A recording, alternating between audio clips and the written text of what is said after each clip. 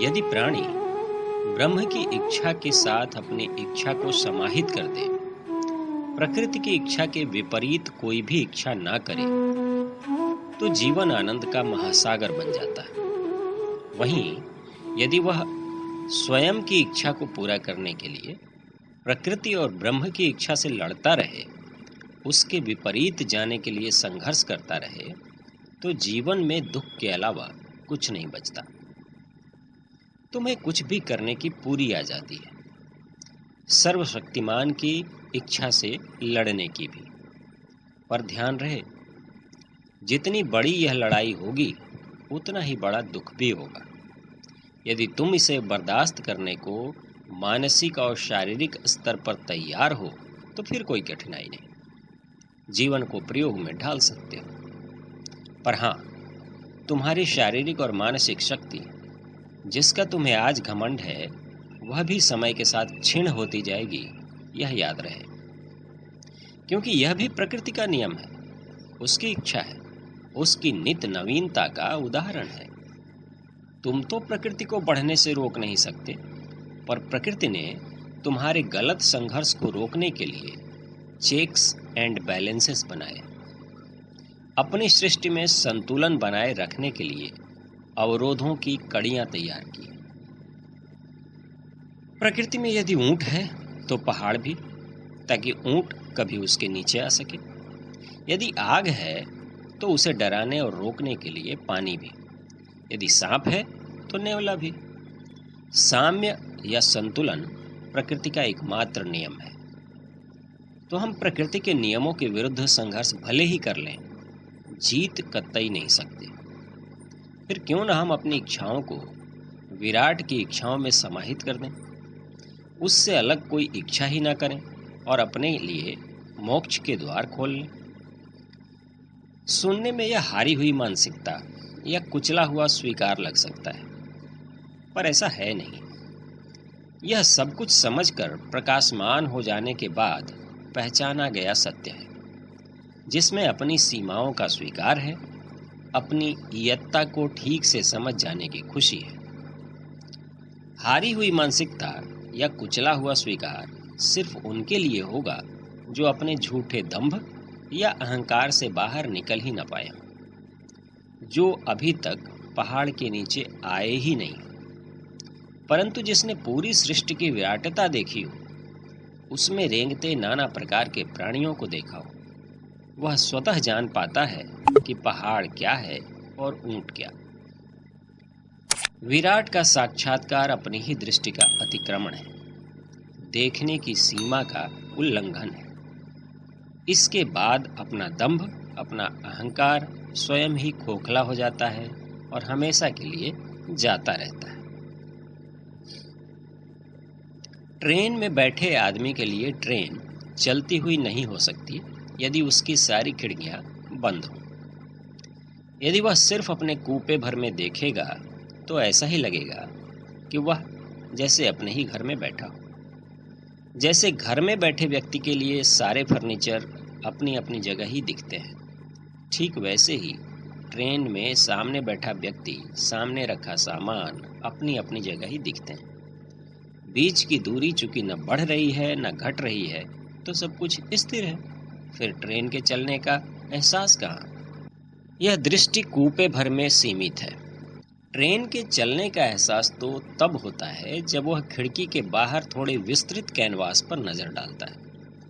पेड़, खेत और खंभे पीछे छूटते दिखाई देते हैं और अपने गतिमान होने का पता चलता है, जबकि स्टेशन पर खड़ा व्यक्ति ट्रेन को देखकर ही कह सकता है कि ट्रेन चल रही है, क्योंकि वह ट्रेन के भीतरी दुनिया का अंग नहीं, उसकी दृष्टि कुछ ज़्यादा विस्तृत है। परंतु आसमान में किसी बिंदु पर खड़े व्यक्ति के लिए दोनों गतिशील है, पूरी पृथ्वी गतिशील है। चूंकि उसकी दृष्टि की सीमा कुछ और विस्तृत है, इसलिए वह इन दोनों को मूर्ख कह सकता है और इनके अज्ञान पर हंस सकता है। यदि हम अपनी दृष्टि की सीमा का अतिक्रमण करते हैं तो विराट का साक्षात्कार होता है। समुद्र में मछुआरे मछली पकड़ने के लिए नौकाओं का प्रयोग करते हैं। एक बार एक प्रोफेसर ऐसी ही एक नौका में सवार हुए, शायद समुद्र भ्रमण के लिए। चढ़ते ही उन्होंने नाविक से प्रश्न किया, क्या तुम समुद्र की गति और चंद्रमा के गुरुत्वाकर्षण का सिद्धांत जानते हो?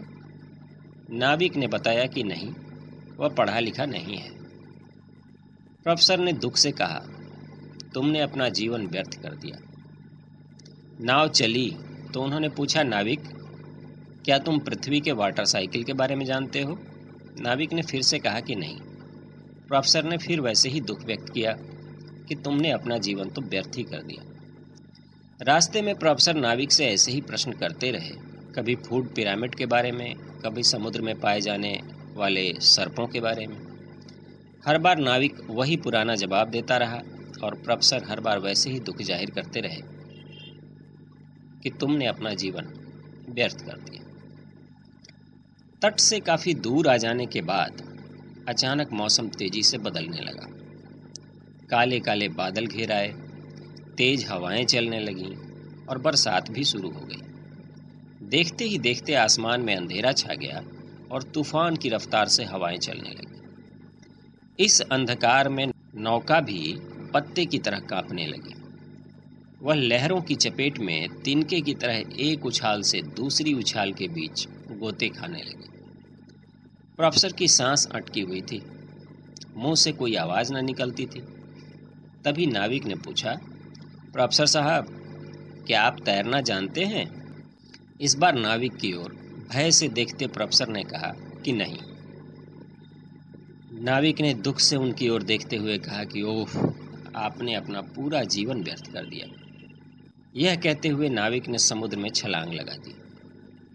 अपने होश खोने से पहले प्रोफेसर के मुंह से निकला अंतिम वाक्य था, सचमुच मैंने अपना पूरा जीवन व्यर्थ कर दिया। दंभ या गुरूर का एहसास तभी होता है जब पतन की शुरुआत हो चुकती है। प्रकृति जितने प्यार से पालती है उतनी ही क्रूर भी है। हठी और अभिमानी अपनी दृष्टि की सीमाओं में बंधे रहने के कारण यह बात कभी समझ नहीं पाते। प्रकृति हमारी भाषा नहीं समझती, उसके शब्दकोश अलग हैं। हमारी भाषा के परस्पर विलोम शब्द भी प्रकृति की भाषा में समानार्थी या पर्यायवाची होते हैं। हमारी भाषा भी हमारी ही तरह संकुचित है, क्योंकि हमारी दृष्टि संकुचित है। जैसे क्रूरता और दया हमारी भाषा के परस्पर विलोम शब्द हैं, लेकिन प्रकृति के लिए, सृष्टि के लिए दोनों के अर्थ समान हैं। यदि किसी प्राकृतिक आपदा में किसी बड़े जीव की मृत्यु होती है तो यह उसके प्रति क्रूरता होगी, परंतु उसे खाकर मिट्टी में तब्दील करने वाले माइक्रो ऑर्गेनिज्म, सूक्ष्म जीवों के प्रति दया होगी, जो भोजन के लिए किसी शव या सड़ी गली चीजों की ही प्रतीक्षा करते हैं। प्रकृति के लिए, विराट के लिए दोनों ही उसकी संतान है, और संसार में जीवन का क्रम चलता रहे, इसके लिए सबके भोजन का प्रबंध करना प्रकृति की जिम्मेवारी है। इस मामले में उसे न तो कोई बड़ा दिखाई देता है, न छोटा, न कोई बुद्धिमान दिखाई देता है, न मूर्ख। बेशक तुम इस दर्प में फूले रह सकते हो कि तुम संसार की सभी प्रजातियों में सबसे अधिक बुद्धिमान, सबसे अधिक श्रेष्ठ प्रजाति हो, पर यह तभी तक जब तक तुम संकुचित दृष्टि के शिकार हो। मृत्यु वह तल है जहां पहुंचकर सब बराबर हो जाते हैं। तुम्हारी इकट्ठी की गई तमाम मिल्कियत, तमाम प्रज्ञा, तमाम सांसारिक श्रेष्ठता एक पल में धूल धूसरित हो जाती है, व्यर्थ हो जाती है। प्रकृति के लिए ध्वंस और निर्माण एक ही बात है, इनके अर्थ विपरीत नहीं है। जब कोई विध्वंस होता है, नवनिर्माण का प्रारंभ होता है। निर्माण के लिए विध्वंस जरूरी है। हमारी भाषा अपर्याप्त है क्योंकि हमारी दृष्टि संकुचित है। हमारी भाषा सिर्फ हमारे बारे में बात करती है। जब हम कहते हैं कि क्रूरता हुई, तो हम कह रहे हैं कि मेरे साथ क्रूरता हुई या मेरी प्रजाति विशेष के प्रति क्रूरता हुई। जीव विज्ञान की खाद्य श्रृंखला को देखें तो यदि शेर हिरन को खा जाए, यह हिरन के प्रति क्रूरता होगी परंतु शेर के प्रति दया होगी। कोई बात संपूर्ण सृष्टि के लिए एक साथ क्रूरता या दया हो ही नहीं सकती। यदि ऐसा होगा तो प्रकृति में साम्य बना रह ही नहीं सकता। अब चूंकि भाषा ही अनुपयुक्त है तो सृष्टिकर्ता तक पहुंचती ही नहीं, तो तुम प्रार्थना करो या आभार, कोई मतलब ही नहीं, क्योंकि प्रार्थना या आभार सापेक्ष शब्द हैं। कोई व्यक्ति दुख में होता है जब उसकी कोई इच्छा पूरी नहीं हो रही और वह उसे होते हुए देखना चाहता है। ऐसे में वह प्रार्थना करता है, परंतु ठीक उसी वक्त सृष्टि की कोई दूसरी प्रजाति उससे उल्टी प्रार्थना कर रही हो तो क्या सर्वशक्तिमान के लिए एक ही वक्त में दो विरोधाभासी इच्छाओं को पूरा करना संभव होगा? यदि शेर अपनी क्षुधा को शांत करने के लिए ईश्वर का आभार प्रकट करे और हिरण विलाप, तो क्या प्रकृति उस घटना को वापस ले लेगी? इसलिए कहता हूं कि तुम स्तुति करो या विलाप, वह सृष्टिकर्ता तक पहुंचता ही नहीं।